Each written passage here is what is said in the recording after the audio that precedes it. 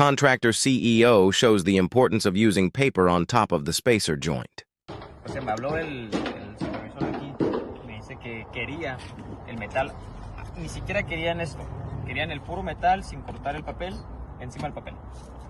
Eso no está bien, ¿por qué? Porque esto con la compresión del cemento va a romper el papel eventualmente y pues no hay nada atrás que lo proteja. Ahora, ¿qué tenemos? Tenemos un corte aquí que agarra el papel de abajo con el bichitín. El bichitín es como un doble waterproof. Ahora tu pregunta es, ¿qué es mejor? ¿Este aquí encima o acá atrás?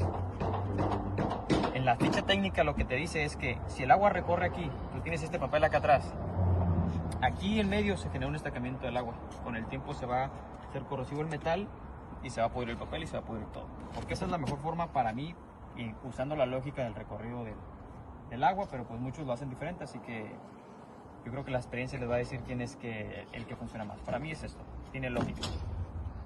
Ready for real results? Let's build your project the right way from day one.